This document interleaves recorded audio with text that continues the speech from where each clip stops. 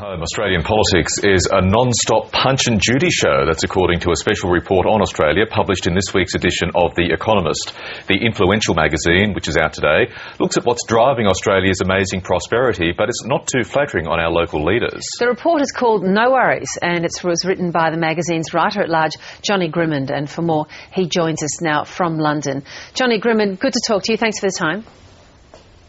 Not at all. Good morning. Good morning. Johnny, how much time did you spend in Australia for the piece? I was in Australia for about 5 or 6 weeks earlier in the year. So I had a really good time, travelled around a lot, saw a lot of places, talked to a lot of people.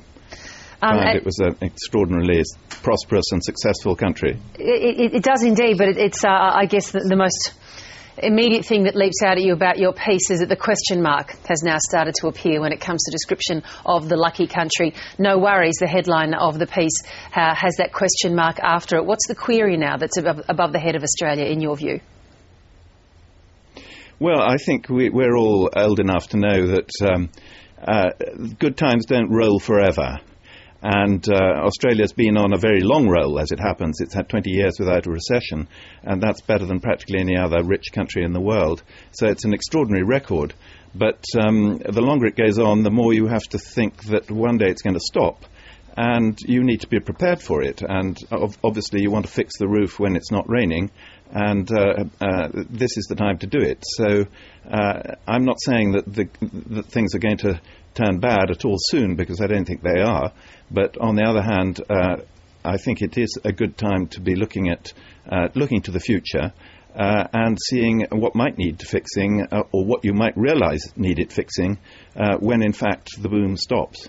And do you see evidence of that happening in Australia? Because you mentioned in your piece that the reforms were carried out in Australia that made it, and I'm quoting here, one of the most open and flexible economies in the world.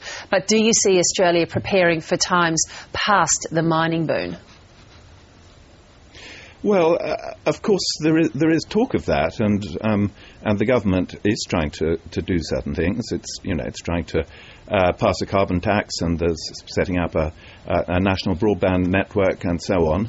But the record of actually taking action isn't terribly good. And it's clearly a lot of the policies that the government is putting forward are divisive, or at any rate contested. And so that there isn't an awful lot in place at the moment. But that's not to say that there aren't some good expressions of intent, to put it that way. But it would be nice to see some real action. Some of those expressions of intent actually get us to the politics of Australia, and that's in the piece in particular is where we can find the least flattering descriptions, and that line that I mentioned before, that Australian politicians couldn't pull the skin off a rice pudding. Why do you say that?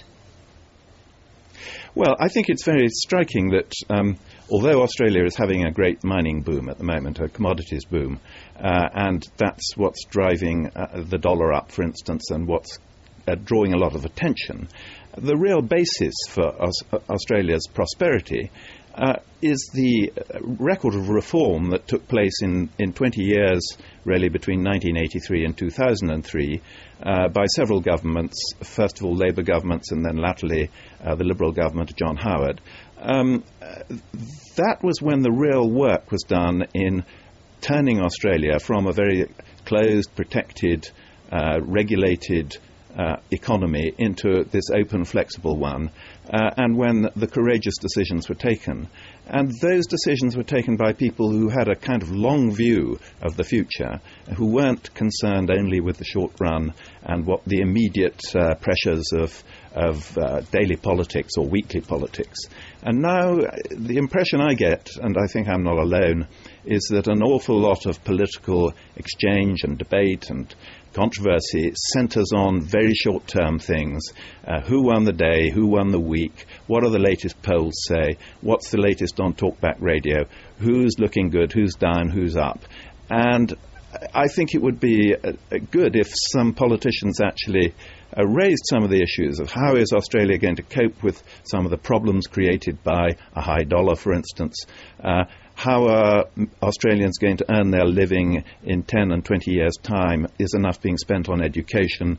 What's being done about productivity, which is perhaps the single blemish on the economic record at the moment? I don't get the impression that this crop of politicians, and of course there are some exceptions, there are some extremely notable exceptions, but for the most part I don't get the feeling that these sort of questions are really being addressed. You describe Tony Abbott as seeming to have no philosophical principles at all. What impression did you form of the Prime Minister, Julia Gillard? Well, she's obviously feisty, but she herself has said that she's above all a domestic policy person. She's not passionate about foreign policy. She doesn't therefore seem to be that interested in Australia's place in the world and the influence it could have. I think Australia is an extraordinary success story. I think it has a great claim to be a model for other countries.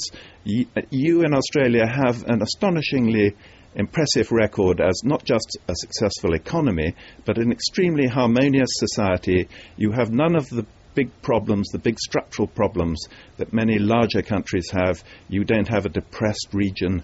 You don't have an underclass. You don't have a significant group of people of a different race or religion who are at odds with the values of the society at large. And you have created a really terrific society in which I think lots of people would like to see their own countries and societies go. Now, I feel that Australia's politicians should recognise this in a way that perhaps they don't. I don't hear an awful lot from Julia Gillard about the important role that I think Australia could play. I'm not talking about a geopolitical role, but just in projecting Australia as the kind of place, turning it into the kind of society that would really be a model for other parts of the world, much as perhaps California always used to be and to some extent still is. I think Australia could be the California of the future in the Southern Hemisphere. Johnny Grimond, really good to talk to you. Thanks for joining us this morning. Thank you very much.